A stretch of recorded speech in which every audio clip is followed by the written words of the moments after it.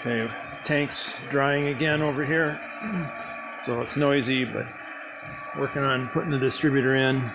Just wanted to make sure I had that oil shaft engaged, and so I put a mark, I don't know if you can see, I put a mark here, which is, it was, the projection of the top of the gear here, and then I rotated it and got it to engage, and I can now clearly see I'm a 1/4 inch or a little more below my mark. So just to be sure I get that engaged, because sometimes it's not so easy to feel it when you drop it in there. Okay, going over the distributor again here. So I have this timing mark lined up, which means I'm either at top dead center or 180 degrees out. But on the valves, these are both open on number 1. So that is indeed the compression stroke. And then I have this, I've fiddled with this quite a while to get it lined up. And I can take this stick, and I had a mark here when it wasn't lined up, and now I'm a 1/4 inch below it, so I know I have the oil shaft engaged. And it's supposed to point at the tube, pushrod tube here, but I can either have it push a little bit to this side of the pushrod tube or a little bit to this side of the tube. So I can't get it exactly there, but I'm going to go with the side closer to the spark plug. And one thing I found, if you need to rotate it a tooth this way, it's really quite easy. You can pull this out, you can feel when it's one tooth and put it in, and now it's not engaged in the oil pump because my mark is lined up now, so I know this is up. And then you can turn the crankshaft until this drops down, and then of course go back to top dead center, and that's an easy way to move it exactly one tooth. I found that because I went back and forth a number of times thinking I was always missing the right tooth to get number 1. So I found that method, and I can be sure that there is no tooth between the two that point a little bit to one side and a little bit to the other side. And then the next step is to take this out and drop a washer down there, put this back to shim it up. Let's see if I have it in there right. Oops, not in there. That was off one. So go back one tooth. There we go. Okay, so you put that washer in, and then you use the feeler gauge under the pedestal, which goes like so. And you measure the gap, how much this is lifted up. And there's supposed to be 3 to 7 mils clearance there.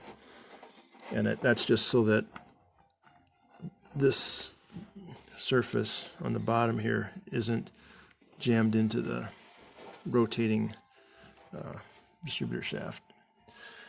And so I did that, and it's pretty imprecise. So the first thing is you take a washer, and I filed off the edges because I think these are punched out of metal, and so there's on one side there's usually a little bit of a burr you can catch with your fingernail. So I carefully filed that off. I put this in. I measured the gap with multiple feeler gauges because this washer is so thick, and added it up. Measured the thickness of the washer, which unfortunately is not very uniform. So there's 8 mils variance in just measuring the washer alone. But if I look at the numbers, I have a minimum of 7 mils from 137 to 144, and maybe as much as another 8 mils. But I think I'm going to leave it there because that's the way it came apart.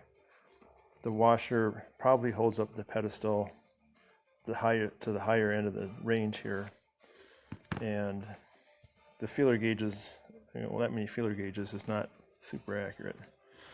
So I'm going to go with it like that.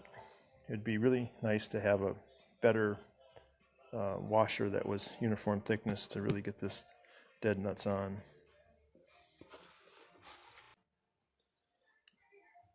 The other thing you want to make sure is you have this, don't have it 180 degrees out. So the easy way to do that is to just fit the distributor here and make sure it goes on correctly.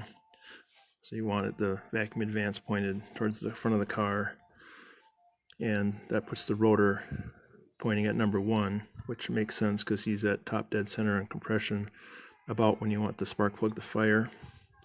And of course you can time it by doing this. Now if we put it 180 degrees, if you try to put 180 degrees out, it doesn't go down into the fitting here correctly. So you have to get that just right. Right now doing the static timing. So I just have my meter connected up to the points, and engine still at top dead center. This guy is screwed all the way in to the retard position. You get vernier adjust there, and then you rotate this until the points just open. So there, and it's not quite straight, which if I could get a half a tooth on that timing, timing gear on the under the pedestal, it would be straight, but that looks pretty good. Continuing with the distributor work, this is the tachometer drive, I guess. So I pulled the seal out of here. This is the old one. It's hard as a rock. And I put in a new one and cleaned this guy up. A little grease on him. This end was stuck in the cable.